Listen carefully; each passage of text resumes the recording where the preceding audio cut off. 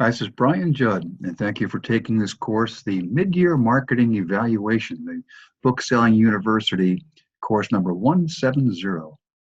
I am the instructor for the course today and have a lot of experience in marketing, particularly in the evaluation of it. I was in the corporate world as a VP of marketing and also a sales manager. And particularly in the sales management, we had our quotas for the month and for the quarter, for the year. So I'm very much attuned to that evaluation on a regular basis. It's something that I think can really help you in your marketing efforts, because you may set the annual goal of how many books you'd like to sell, and you find yourself behind that course as you're moving ahead. So it's better to find out as early as possible some changes you could make and some different things you could try to do, and that's what we'll be talking about today. So I've talked about these in the different books I've written, the different webinars and seminars and courses that I've taken. So I think I can help you in several ways by showing you how to do this and what to expect in this course, where I'll be talking about certainly why measure your progress. The concept of action versus accomplishment. You can be busy doing something, but not really accomplishing anything. So if you measure what you're doing, you can make sure that you're actually doing or accomplishing what you had hoped to do. And then how to measure your progress. I'll show you some various forms you can use. And at the end of this course, I'll show you how to get those forms. And then what to change and what not to change. If you're doing something right, there's no need to change it. So if you're doing something that you don't want to do, you don't like to do, or you don't think is generating sales for you, then change it. Either try something else or try to make that better. So what we'll be looking at is how to look at all these different things and how to come up with a more profitable business for you. And that's what we hope that you're doing, looking at that as a business. Some of these axioms that we're looking at, it's good to celebrate success, but success and failure, neither one is permanent. You have to be able to evaluate it, to look at it, to find out what made the success or what prevented the success. And if you can evaluate that and find out what happened, then it's much more likely you'll do more of the good in the future. It's like a good review. It's like chewing gum. You want to enjoy it, but just don't swallow it. So that's, if you can celebrate the success, but understand that success can be fleeting, and learn from that. And have a systematic status reviews. When you set up these events that are perhaps quarterly or at least semi-annually, if you have a book that is a fourth quarter gift book, well, then you want to set up some checkpoints along the way so you can increase your sales up to that point. But you know that the fourth quarter will be the bulk of your sales. But maybe look into the May, June period of Mother's Day, Father's Day, graduations. You might be able to get some sales from that. But the more that you can set up a consistent, systematic review system, then the more likely you are to look at additional opportunities and ways in which you can do better. Evaluate shortly after the results. So the reasons for, or pro or con, are very prevalent in your mind, top of mind. So after you do a store event, evaluate it. After you do a TV or radio show, evaluate it. Could you have performed differently on the radio show? What questions stumped you? What information might have you communicated better? So the more that you can evaluate it right after you do it, the more likely you are to be accurate in your assessment of what went right and what you can improve. If it's not broken, experiment. The idea is that if you keep doing the same thing, eventually you'll be wrong, because the market changes and the opportunities arise. It's like you have to wear transparent blinders, that you're always looking for these new opportunities and ways to improve your actions. So experiment, try different things. It doesn't mean that if something's going right, you dump it and try to start something else. I don't mean that. But if something is going along and then you see a new opportunity, if you're selling books through corporations or to corporations, then you may be able to come up with the same technique in selling books to associations or schools or to the military or government sales. So the idea is that just keep on looking for new ways in which to make things happen. And then recognize that repetition is not learning. They say, you may have heard that practice makes perfect. Well, practice doesn't make perfect. Practice makes permanent. So if you are practicing the wrong things, then that's what you're making permanent. So you don't want to practice until you get it right. You want to practice until you can't get it wrong. And that's what we're looking at here. So recognize that repetition is not learning, because you may have heard this statement that doing the same thing but expecting different results is the definition of insanity. And that's maybe going a little bit too far, but some people keep doing that. They keep trying to sell books just through bookstores, and they find out that they don't sell well. So they try to sell through independent stores or chain stores or online stores, and find out, well, maybe it's not the distribution outlet, maybe it's the content of the book or the production of it. But if you keep doing the same thing and expecting something different, then you probably won't. So you need to be able to look at what the different ways of making this happen. This is actually something that I found at my gym. And so it's about working out hard, and you may see little or no progress and get frustrated or discouraged. I see that a lot among authors, that they publish their book and nothing happens in the first couple of months, and they get discouraged, and then they think that it's never going to sell, and then they quit maybe after a year. But that's just the beginning of it. You need to be able to continue to keep pushing on. And it may be because you don't have the right plan, or maybe you're implementing the poor implementation of a good plan. The idea is, just think about losing weight. You set up interim goals. You know that in a month you want to lose X number of pounds, and 6 months you want to be at a certain weight. So as you're going along, you can see your progress or lack thereof, so you know what to change. So that's what the same thing can be applied to your book marketing and selling your books. So what is evaluation? Just think about an airline pilot. What they do before taking off is they create their flight plan. They know obviously what their destination is. They know that what they have to do to get there, but they also know that there could be storms along the way. They need to circumvent those, or different problems could occur. They listen to the air traffic controllers. Or if you're flying cross country, they get the handoff to the next air traffic controller. So they get information that's from the other sources as they're going along, and they use that information to make course corrections. That's the same thing you can do. That you listen to the marketplace, listen to your bank account, and then decide that are some other things that you can make. So you make some necessary changes. And again, it's necessary changes. It's not. We're not talking about something that if everything's going right, then you just may not need to change it. You may just need to do some, like on a plane, you do trim tabs, just to make very minor adjustments in the way you're going along. So what you want to do is get back on plan. And I worked for several companies, and what they did was, when the sales were down, they just lowered the goal. So they always reached their goal, but they didn't look at it properly, that you keep the goal current, that you keep the goal fixed, and then you change your methodology of reaching it. So that's my interpretation of it is.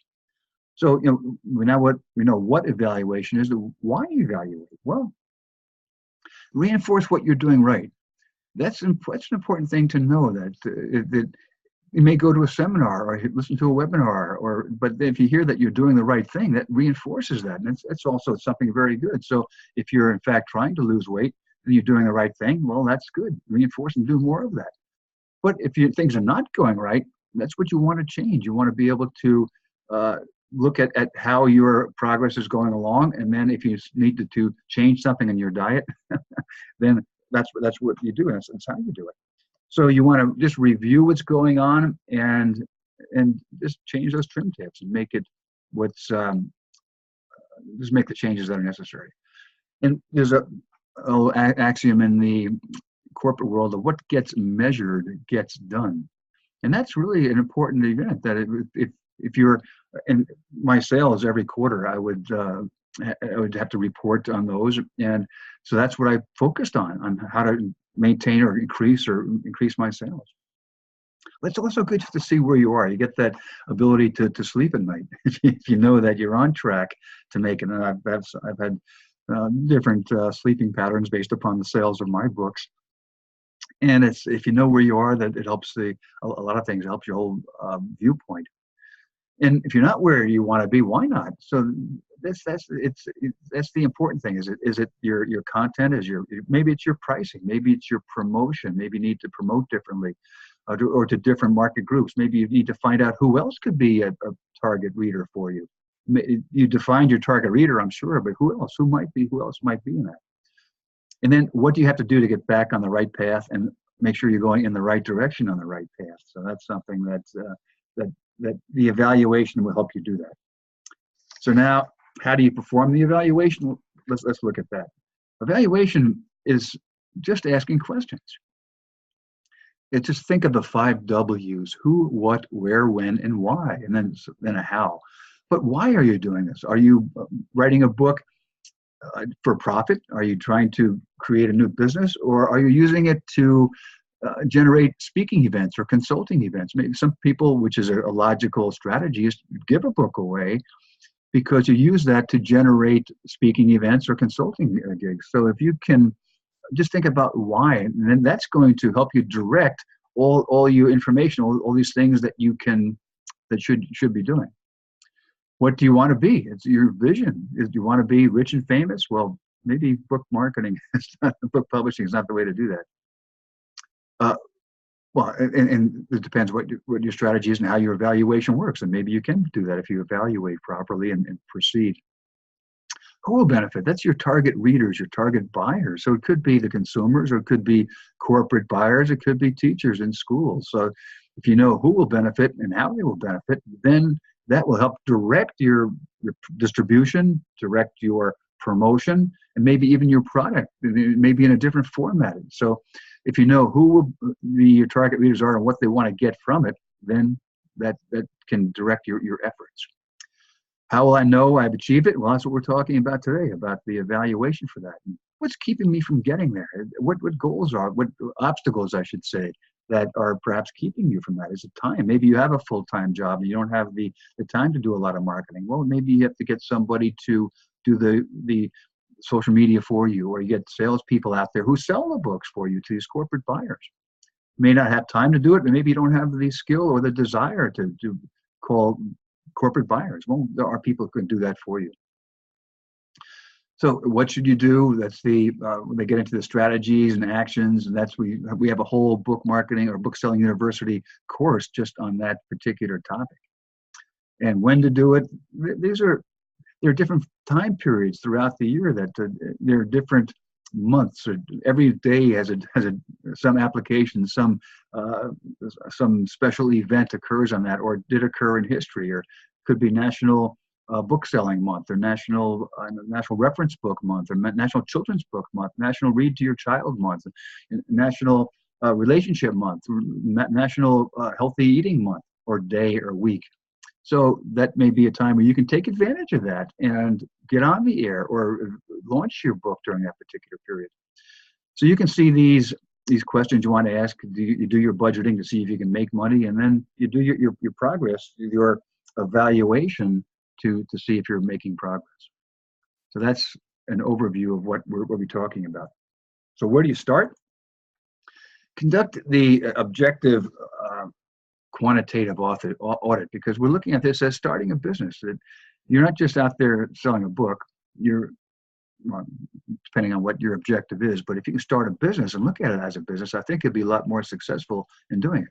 So compare your actual sales to your forecast. And this is something that I do regularly, that you set up a first half forecast. And look at it through a variety of different segments. So you say you're selling through bookstores, that the first half you didn't do too well, but you sold some books, you got some returns. So you sold 75% of your budget.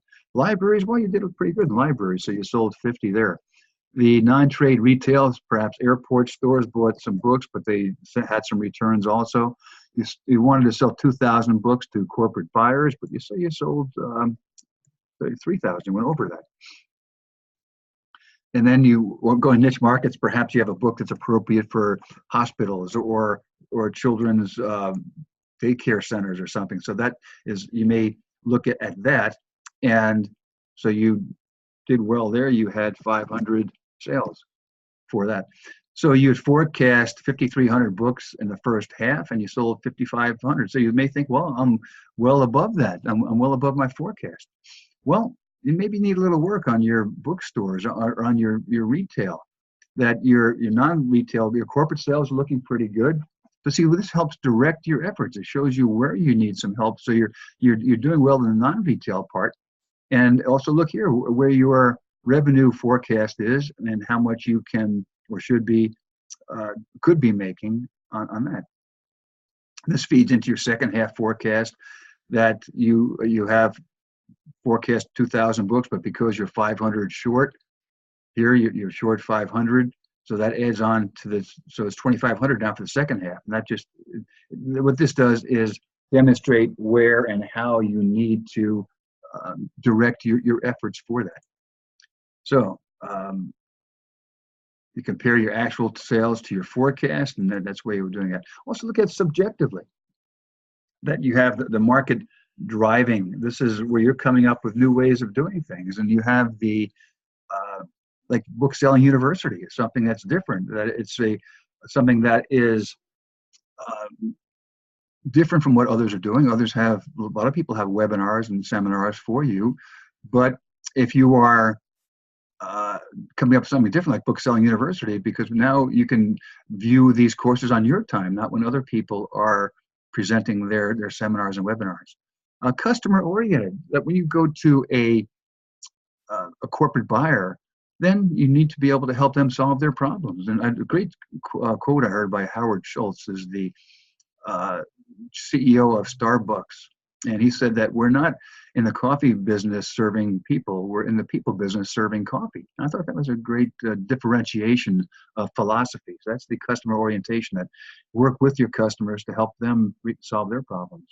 Focus on solutions, solving those problems with the corporate buyers, and having quality service and products, I think, is really important.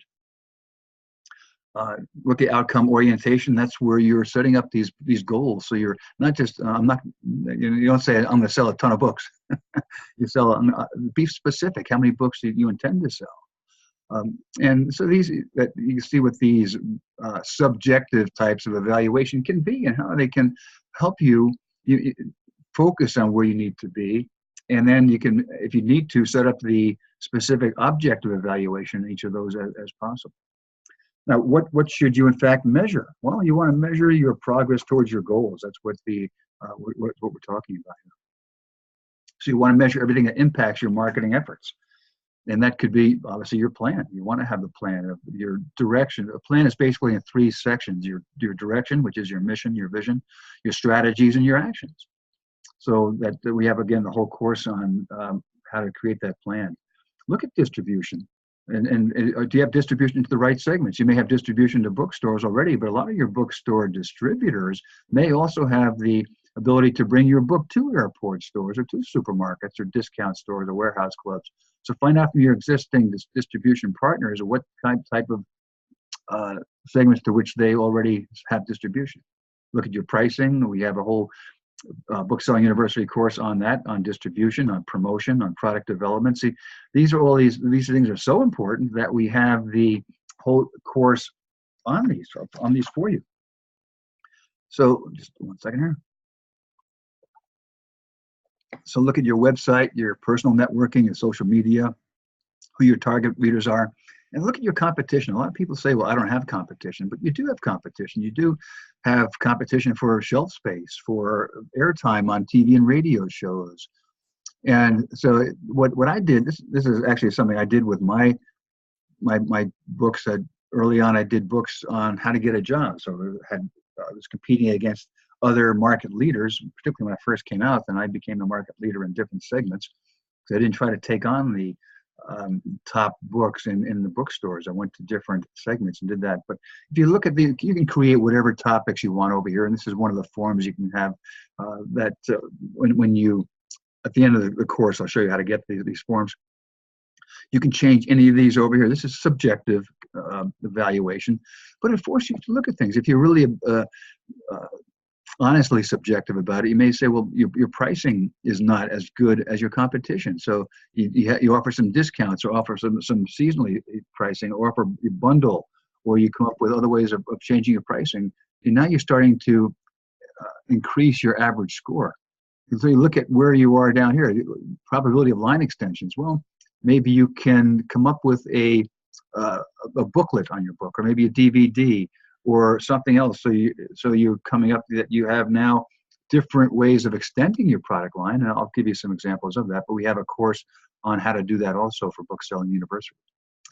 And likelihood of returns, well, maybe you're selling to corporate buyers, you're eliminating returns, so that you have that. Now, all of a sudden, you're ahead of competitor A, and you're right head and head with competitor B, just by looking at these, where you can evaluate. You're evaluating your relative position with your competition, and that's what's going to give you the places in which you need to work. So I think that score sheet can be very helpful to you. So now also evaluate differences.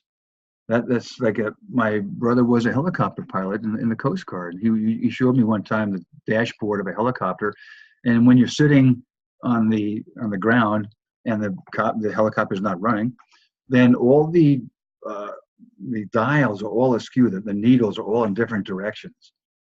But when you're flying straight and level, all the dials are straight up and down. So the pilot can just look at the dashboard and see which of these needles are off kilter. And those are the ones that you pay attention to. You don't have to read every single dial or to see what you are, where you need to work. So the more that you can just look at the differences. You don't have to change what's going right, but just look at what is not going right and what could be done differently. Also evaluate at different levels. You have for example, at the company level, what is your mission? What information are you trying to convey? And that's really important. Look at the content on the product, place, price, promotion. So looking at the content, and are you conveying right? Did you have it edited? That's more the title level. But what like I went from job search information into book marketing information. So I changed my whole business model. And what's the best combination of distribution? Well, what I suggest is dual distribution, not just to bookstores, but have dual distribution, that you have distribution to bookstores and to non-bookstore buyers. So you contact retailers like airport stores and supermarkets and gift shops, or maybe non-retail like the corporations or schools or military buyers. So that's, look at the profit potential. You do your P&Ls, you do your promotion, how are you going to, what are your promotion strategies? Then look at the product line. What's the best form? Should it be a book? Should it be a seminar? Should it be a booklet? Should it be an ebook, an audio book? So look at the form on that and evaluate that. And what's different segments? When I started working with my job search books, I was selling it through bookstores and it didn't sell well. Then I started selling it through 2 colleges and 2 state governments. And so I looked at these other markets and was able to increase my sales significantly. Pricing policies, do you want to have a skimming policy or a penetration policy? Those are things that you can look at. And your promotion, will you promote online or offline or both? I suggest doing both, obviously, if you want to do both. The title level, you want to test the title, certainly, and have the right distribution to the proper segment. And what specific media and messages should be used. That's really important, because if you have a different segment, then you have a different message. The librarians are looking to help their patrons, but the bookstores want profit. They want store traffic. And the media want higher ratings. They want a good show for their guests. So your publicity, your promotion to each of those segments is really different. So you have to be able to evaluate your promotion on all these 3 different levels. And look at your target audience. Who else are they? That's what I did with my job search book. I was thinking that I was selling it to libraries and through bookstores, and then so who else could use the information in my book? And that was the college students and the colleges and the state governments and even corporations. When they're laying off people, they would buy my books and give them to the people they were laying off, those who were not getting outplacement. What other forums? when I was selling books to the colleges, I found, or selling the content to colleges, how to get a job, I found out that the college students didn't want to pay $14.95 for a book, and they didn't want to uh, take a lot of time to read it. So I created booklets. Each chapter was a different booklet of resumes, cover letters, interviewing, and so forth. So I sold those to the colleges, and they gave them to the students. So just by asking that question, what other forms can I convey this content, this information? Where else do they look for information? Well, they look for information online. That's where you need to be. Through the phone, that's where you need to be. So find out where they look for information, then that's where you want to have your promotion. When do they look for information? Well, the college students were looking for information in the maybe April, May period before graduation. I think they should have done it long before that, but they would look at it at that particular time when when people are laid off. That's when they're looking for that information. So think of when, then why else do they need your information?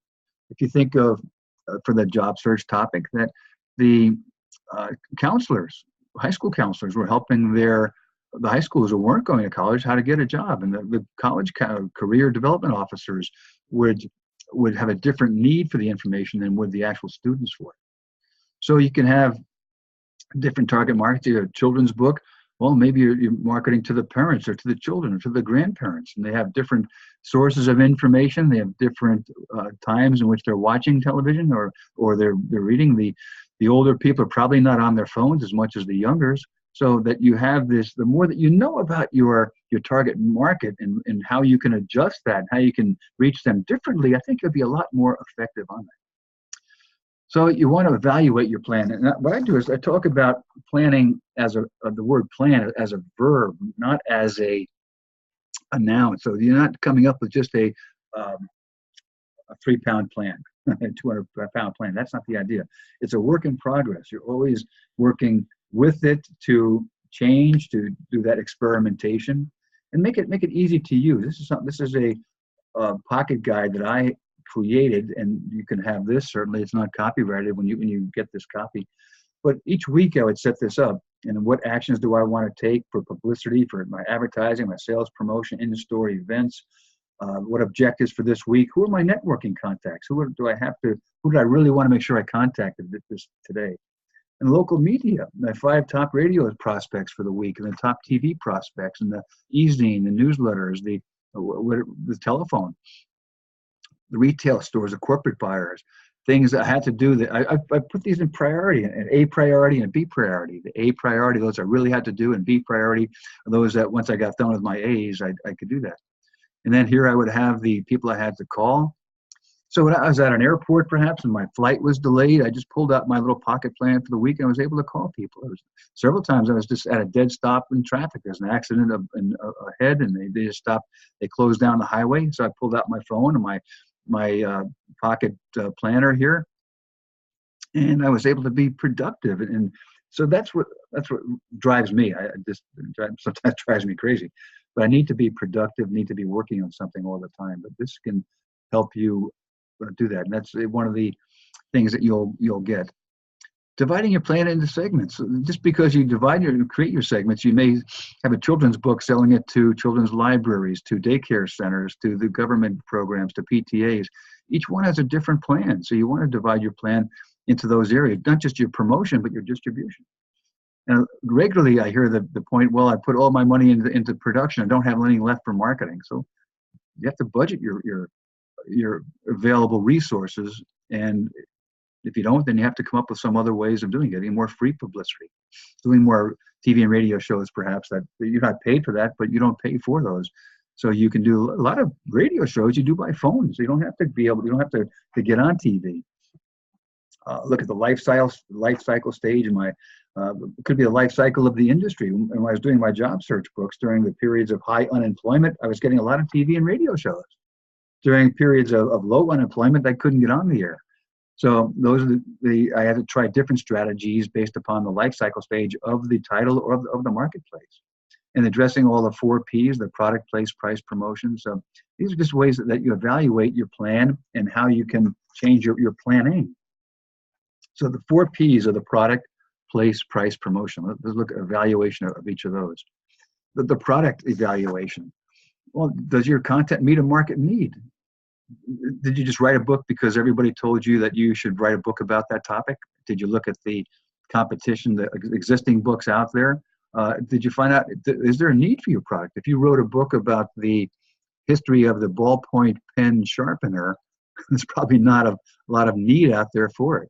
So maybe that's not the best product to have. So find out what areas are missing out there, and I do that with several of my books. In the best form, is it should be a printed book, an ebook? Should it be an app? Should it be something for that's downloadable to a phone? Should it be an audio book? Should it be a seminar? A lot of corporations want your content delivered as a workshop, perhaps, or you could be a spokesperson for a corporation. Which title should be phased out? If you're working on your product line, then you want to look at the products that could be phased out. So look at some of these things. What are the characteristics of a product winner? What makes a product winner? These are subjective sometimes. A low break-even point is certainly good. If you have a high break-even point, well, maybe you want to do some adjusting on the production of it. The adequate planning. This is one of the handouts you'll be getting. But what this does is demonstrate the characteristics of a winning title also, obviously. But should this product be taken out of the product line? Should it be put in the backlist? Well, maybe that's a decision you have to make as part of your evaluation. So is your book profitable? You can look at that. Here's another form that you'll be getting.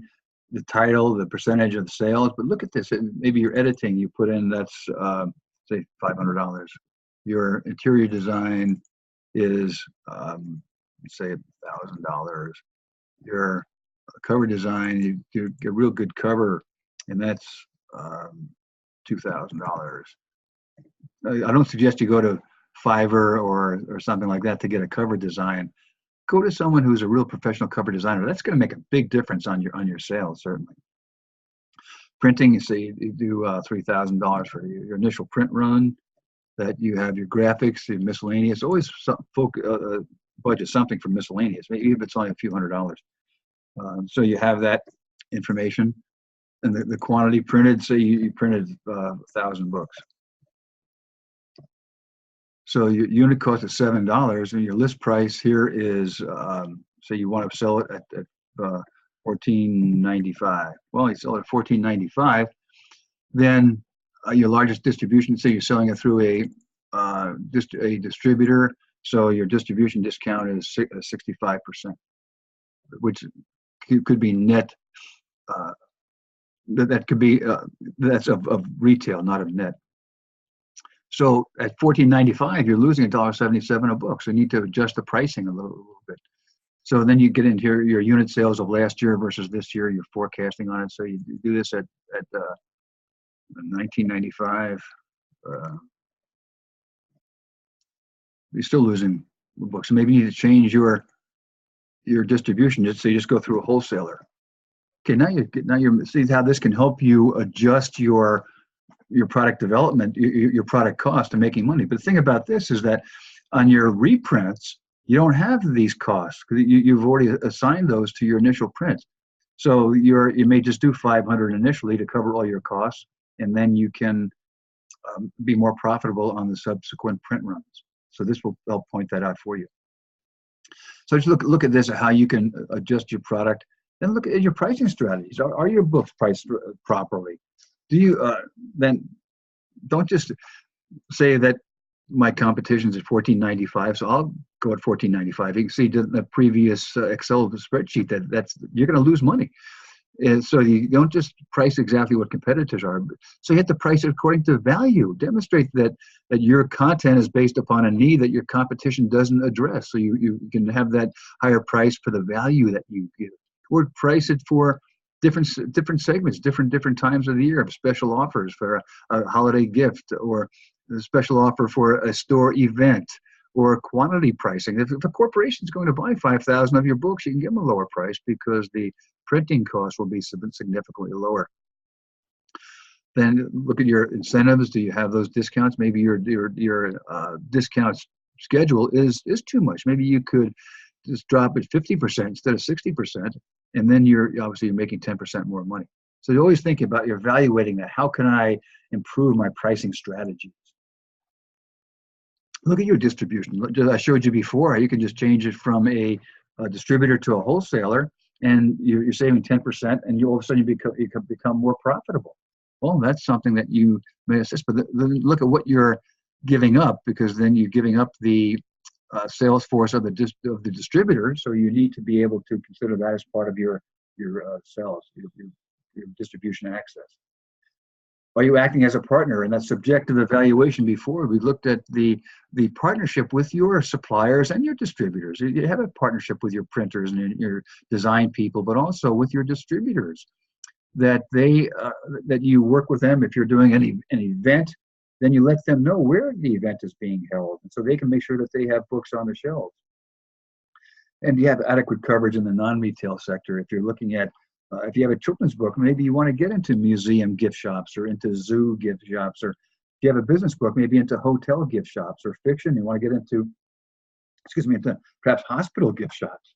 But the more that you can do that, the more that you get your distribution, the more profitable, how important that is for you.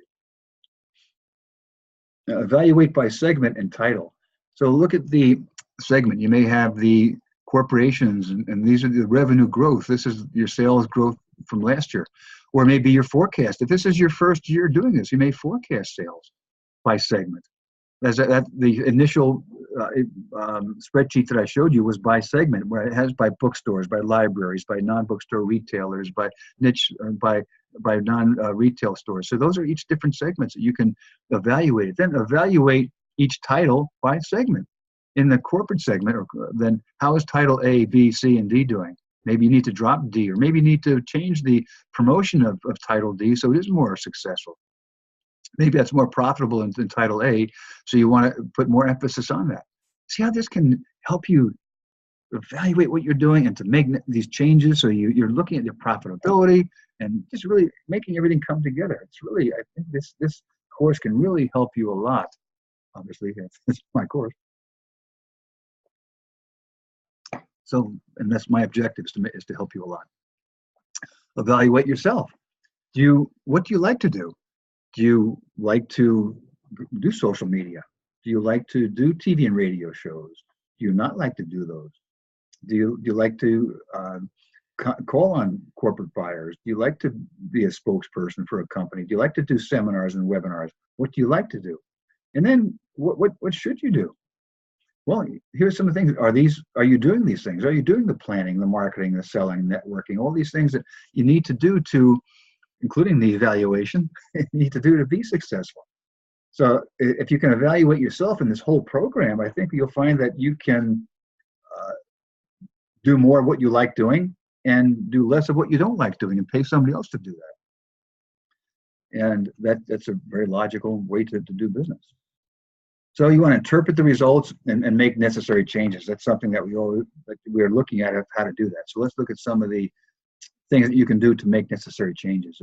Create a whole, remember I said that the word plan is a verb, not a noun. It's not a 100-page or 50-page or whatever page document. It could be that one-page document that I showed you before that I keep in my pocket. But just write a second half overall marketing plan, and then you break that down into the monthly plan, the weekly plan, the daily plan. And that's going to, book selling is not an easy thing to do, I should say, to be profitable in book selling. It's not really that easy. It's simple, but it's not easy. And that's what we're looking at here. That I say that book marketing is as simple as PIE. If you look at PIE as an acronym of PIE, plan, implement, and evaluate. Do your planning as a verb, then implement that plan, and then evaluate it. What's working, what's not working, and then change it, what's not working. So think of this being as easy as or simple as PIE. But you start off with your marketing plan, and in this case, your second half marketing plan. Focus your promotional opportunities. If you the publisher, then you have authors with different personalities. Some may want to do radio shows or TV shows, and some may abhor it. Some may just do social media, social networking. So you help them do that and show them how to do that, but work with them to do other, perhaps email blasts or direct mail blasts, or book signings, bookstore events, whatever you can do to work with the personality for each different title and for each different segment. So this is something that it's on different levels, as the three levels we looked at before: the company, the product, the title. Here you have the personality, the title, and the segment. And this focus is more for the promotional aspects of it, but you can apply this to the distribution also.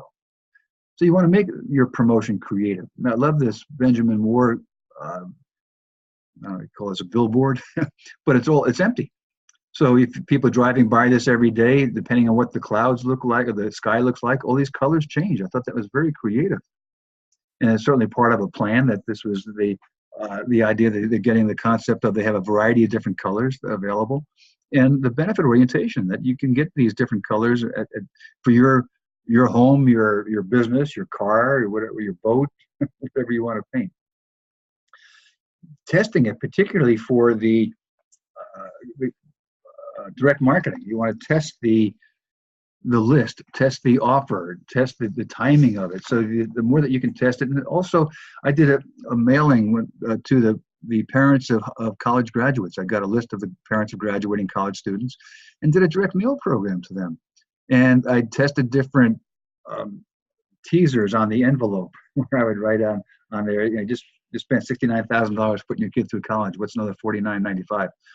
I didn't say it that way, obviously, but I tested those different teasers on the envelope before I went national. I just did different geographical areas, and then I found which worked, and then I sent them. I used that on a national rollout and sold tens of thousands of bundles that way, of 2 books and a video to the parents, because it was. I also did it measured. I measured it, but it was complementary in the sense that it was. It tied into other promotions I was doing. I would still promote it to the college students, to the colleges, to the state governments, but also to the parents as a separate market segment. So is your promotion that creative part of a plan, all these things? If not, make it so. And use your sales promotion. These are items that you might, well, you can see what examples of these are: the coffee mugs with your book cover on it. Your email signature, the pens and pads. I do these for apps for my Association of Publishers for special sales. We have the pens that we hand out and pads, and certainly have business cards and literature for each different trade show we do. We have the special offer for that particular show. But these are just some examples of what you can do with sales promotion, and even bookmarks. You can have that. This is a bookmark that can be impregnated with flower seeds or plant seeds or tree seeds. And you give these away and have a little tear off so that people know where the seeds came from. But they actually plant these. They can grow flowers from your bookmark. So that's a way to also stimulate word of mouth, which can be a great way to get more exposure and get more credibility for your books. Personal selling. A lot of people do not do personal selling. But it could be a great way to sell books non-returnable, even in retail store events. Well, you can, I don't call it a signing. It's a book signing. It's a store event. Well, I did book signings for my job search books and got very few people there. But I did a seminar at the bookstore about how to get a job, and people came to that. So, and as a result, I sold a lot of books that way. After the seminar, well, here's my book, and I can help you. So they came for the information, the content, not to buy the book, but they left buying the book. Also, you think it's the same thing with the library tour. I talk about that a lot in the course about selling to libraries, that you can do a library tour for it. And don't just do networking, social networking, do personal networking. Go out and shake hands with people and press the flesh. Go to association meetings, go to personal meetings. If you're selling to PTAs, go to the PTA meetings and find out what helps them, or what problems they have, or what you can do to help them sell more books or do a fundraiser. Doing webinars and seminars is not necessarily personal, but you can make it more personal by people can ask questions, and particularly in webinars or seminars, you can make it interactive that way. Personal presentations, speaking at events, at association events, at corporate meetings. You can sell a lot of books at the back of the room that way. And these are non-returnable, and you autograph them, and you keep the 100% of the revenue, which is good. There's no distribution discounts. Do that at trade shows and to non-retail buyers, the corporations. You can sell a lot of books this way, and if you're not doing it, I think this is a way to do it. If you're doing it and you're not selling a lot of books through personal presentations, for example, well, maybe you need to work on your your presentation skills and join a Toastmasters or join a National Speakers Association, something like that, or get a coach to help you. But whatever it is, if you know that these opportunities are available, and if you're using it but not using them to the maximum, then find out someone who can help you do that. Put your money where your mouth is. Where you're doing your social networking, a lot of this can be done online. But look at your website. How can your website be improved? Can you do more, perhaps a video, a trailer on your website, or have special offers, a daily offer, have autographed books for sale, that you maybe have your bio, your photograph on the website, so people want to see what the author looks like. You have whatever you can do to update your website, to keep it current, continuing with your SEO actions to keep it current. I think it can be very good. And do more blogging. Try podcasts. You can see these different parts of what social media is, and the more that you can do, then what I'm trying to do is force you to evaluate, force you to think about what could happen and how you can do more of making that happen. So here's some tips for improving your website, of making it quick and easy to buy. This idea of unique landing pages is very important. If you're selling to librarians, we'll have a separate landing page for librarians that talk about how your book can help their patrons, and talk about your library tour. You can go to the libraries and do that.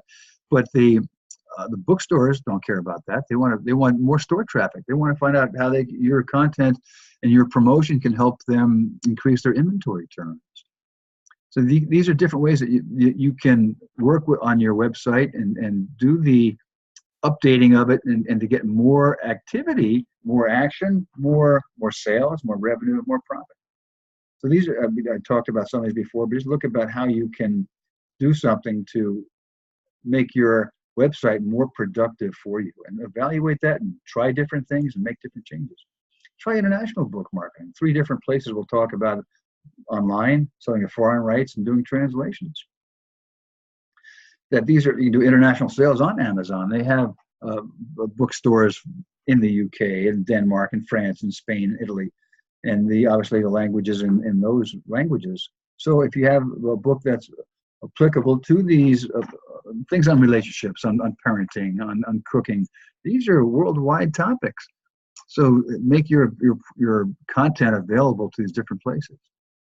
There are foreign rights, the different ways of selling your foreign rights. You can do the reprint rights of reprinting your book in the English language, and maybe do that in the UK or Australia or English language countries, or have the book translated where it's where you need it, so you can sell the translation rights or the reprint rights. And those are different things that you can do. And some of the advantages, of selling your foreign rights. If you're not good at this, have somebody do it for you. You may get your book on display at Frankfurt, for example, and you can do that. Apps members get a significant discount on having their books available at Frankfurt, for example. But look at some of these advantages of selling your foreign rights. That if you get the foreign rights, know the local laws and customs, so they're much more likely to get the right words in the promotion and the right books in the right time. And you can, by having them printed in different countries, you avoid shipping. Obviously, you can do that with ebooks too. And you get the payment for the rights sales right up front, which is good. So that's something that could be important to you, that's important to me, certainly. Promoting your sales in multiple countries and languages. It's good for credibility for you. If you say your books are translated into a variety of different languages. And it really doesn't have that impact on U.S. sales, because they're totally mutually exclusive markets. And it's a good new source of income, totally new revenue stream. So I think you can look into selling your foreign rights for that. How do you do that? Well, contact foreign publishers. Just go to Book Expo, and they have a total an international section there. There are a lot of different publishers. Just this year's at every year's Book Expo, that there are publishers from all over the world. Hire a U.S. agent. Hire through apps. We have people. We have recommendations for agents uh, that you can contact. And joining the co-op exhibit would be like international book fairs, like the uh, Frankfurt or London or Beijing or so. You can go there and have, you don't have to actually physically go there yourself, but you can have your book on display and still get orders for that. So these are some different things that you can do, that using a scout. It could be the agent that's going, that's of the foreign publisher that's contacting these different other publishers for you. There's a variety of ways. You don't have to do this all yourself, but just evaluate the opportunity and take advantage of it if you so desire. If you don't want to, that's fine. Have your book translated or sell the translation rights. This is Barbara Feely did this. Her book, you can see there's not much cover. There's no change in the design. There could be, but doesn't have to be. This is my book, The Job Search 101, and book. My first translation was El Trabajo 101, which I thought sounded good to me. I didn't speak Spanish, so I knew El Trabajo was job, and 101 sounded good to me. But what's 101 mean? Well, the basic course, like the Bookselling University 101 course, is about your target readers. It's a basic course in the whole system. So, but it is in the U.S. It didn't mean anything outside the U.S. So it was I had the whole thing retranslated, and it came out Elementos Básicos para Buscar Trabajo, which was sold much better for that. So thank you for taking Bookselling University course 170, Mid-Year Marketing Evaluation. I really hope I was able to open up your eyes to new opportunities for sales, for revenue, for profits, and how you can evaluate what you're doing, make necessary changes, and continue doing what you're doing right. But the idea is the more you can do right, the more you'll be selling. So the less you do wrong, the more you'll be selling. So hopefully I was able to give you some tips and ideas about some different things you can do to make that work. So if you like any of these or all of these different documents I demonstrated today, well, contact me at brianjudd@bookapps.org and learn more about book apps and about Bookselling University too at bookapss.org. The Association of Publishers for Special Sales can help you in a variety of ways. And I hope you enjoyed this course, and I look forward to all your comments and how you can do better on that. So thank you very much, and we'll see you at a future event.